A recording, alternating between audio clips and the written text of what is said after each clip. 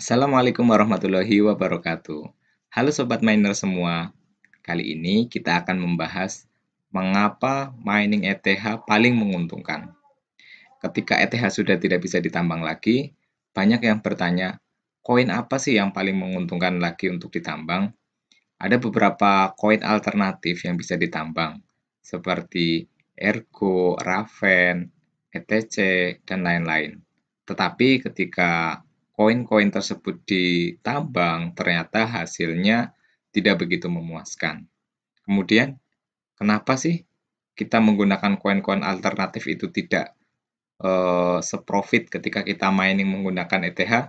Nah, mari kita akan bahas bersama. Yang pertama, kita akan bahas terlebih dahulu pengertian dari mining itu sendiri. Jadi, mining kripto adalah proses menggunakan jaringan komputer khusus untuk menghasilkan dan memasukkan kripto aset baru dan memverifikasi transaksi baru. Mining kripto dilakukan dengan cara menggunakan hardware canggih untuk memecahkan teka-teki matematika komputasi yang sangat sulit. Kemudian faktor-faktor yang mempengaruhi hasil dari mining kripto adalah sebagai berikut. Yang pertama adalah network difficulty, network hash rate, reward per block, dan price. Network difficulty adalah sebuah tingkat kesulitan dari masalah yang harus dipecahkan oleh miner untuk menemukan sebuah blok. Network hash rate adalah kecepatan total seluruh penambang pada koin tertentu. Reward per block yaitu hadiah yang diberikan penambang untuk setiap blok yang berhasil dibuat. Dan price sendiri adalah harga koin itu sendiri. Kemudian, berapa sih waktu yang dibutuhkan untuk menambang satu blok dari koin tersebut? Rumusnya adalah time sama dengan network difficulty dibagi network hash rate, di mana time di sini atau waktu, biasanya para pengembang kripto itu mengunci waktu. Jadi jumlah blok yang dihasilkan setiap hari adalah tetap.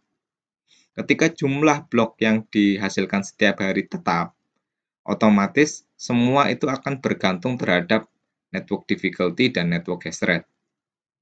Sedangkan network hash rate sendiri ini dipengaruhi oleh para miners atau jumlah miners di sini. Misalkan saja dalam membuat satu blok koin itu membutuhkan waktu 10 detik ataupun 10 second. Dengan network hash rate katakanlah berada di 100 peta, misalkan 100 peta hash per second. Otomatis network difficulty-nya itu 1000 peta hash. Ketika di sini network hash rate-nya bertambah jadi 1000, maka network difficulty juga akan bertambah menjadi 10.000. Karena di sini patokannya adalah time atau waktu, di mana waktunya adalah tetap untuk menghasilkan blok dalam satu hari. Untuk pembayaran mining bisa menggunakan rumus blok dikalikan reward. Jadi blok per hari berapa dikalikan reward dalam satu blok berapa, itu nanti bisa ketemu jumlah koin yang dibagikan setiap harinya. Dan untuk membandingkan antar koin itu kita bisa kalikan dengan harga atau price. Jadi total payout dalam bentuk mata uang atau fiat itu bisa menggunakan rumus jumlah blok yang dihasilkan tiap hari dikalikan reward-nya per blok berapa dikalikan dengan price ataupun harga koin itu sendiri. Jadi untuk total payout ini itu mengabaikan jumlah penambang dan tidak tergantung dengan network difficulty dan network hash rate. Berikut adalah tabel miner payout yang saya kutip dari coinworks.com. Di sini ditampilkan 10 koin dengan payout terbesar. Misalkan yang pertama yaitu BTC atau Bitcoin, itu dalam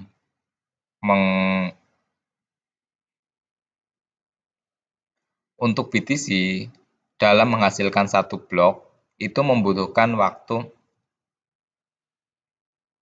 BTC ataupun Bitcoin untuk menambang satu blok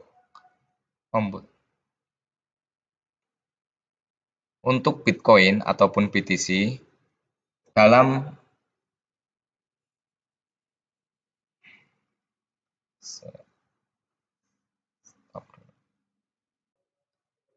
Berikut adalah miner payout table yang saya ambil dari coinworks.com. Di sini menampilkan 10 koin terbesar yang banyak digunakan untuk menambang. Yang pertama adalah BTC ataupun Bitcoin. Bitcoin sendiri untuk menghasilkan satu blok membutuhkan waktu 600 second, atau dalam satu hari itu bisa menghasilkan 144 blok. Dengan reward 6,25 dan harga di 19.347, maka setiap harinya Bitcoin itu menghasilkan atau membayarkan 17.412.000 dolar per hari. Yang kedua disusul oleh ETH atau Ethereum dengan jumlah payout sebesar 15.310.000 dolar per hari. Dan koin-koin lain sudah ditampilkan di sini. Dan ketika saya jumlahkan koin-koin ini selain ETH, ternyata jumlahnya masih di bawah 1.500 dolar per hari. Artinya ketika ETH sudah tidak bisa ditambang, para miners di dunia itu kehilangan pendapatan sebesar 15 juta dolar per hari. Dan mereka mencoba untuk mengalihkan ke koin lain dengan jumlah total di bawah 1.500 dolar per hari. Artinya di sini ada ketimpangan di mana ketika koin mereka beralih ke koin lain, penghasilannya pun akan turun drastis. Jadi bisa turun sampai 90%. Jadi ini kenapa ketika kita mining menggunakan koin-koin alternatif ini setelah ETH POS itu sudah tidak profitable lagi. Nah, di sini ada dua harapan dari miners, yaitu khususnya untuk reward dan price. Para miners berharap untuk reward-nya, jadi masing-masing pengembang dari koin ini itu akan menaikkan dari reward ini, sehingga payout-nya otomatis juga bertambah.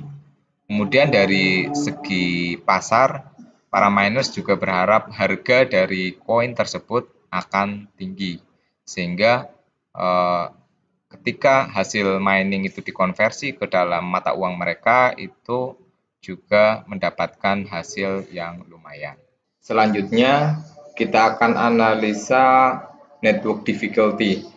Ini contohnya adalah ETC ataupun Ethereum Classic di tominers.com. Untuk bulan September sebelum ETH POS itu network hash rate-nya di kisaran 660, jadi 660 tera. Sedangkan setelah POS di hari pertama, hari kedua yaitu 16 September, itu melonjak tajam menjadi 3,36 peta. Artinya di sini ada lonjakan sekitar 5 kali lipat. Nah, setelah berjalannya waktu, kemudian turun lagi dan sekarang sudah di angka 2,27 peta. Jadi di sini di awal-awal memang para miners akan mencoba koin alternatif seperti ETC, Raven dan sebagainya. Tapi dengan berjalannya waktu ternyata kurang menguntungkan, jadi beberapa ada yang pindah ke koin lain ataupun sampai mematikan rig-nya. Kemudian untuk Raven sendiri juga hampir sama ya. Untuk Raven kenaikannya hampir 4 kali lipat dan untuk Raven sendiri masih cenderung stabil di 230-240 kilo untuk network difficulty-nya. Terima kasih telah menyimak video tentang perkembangan mining crypto di channel ini. Sekian dan sampai jumpa.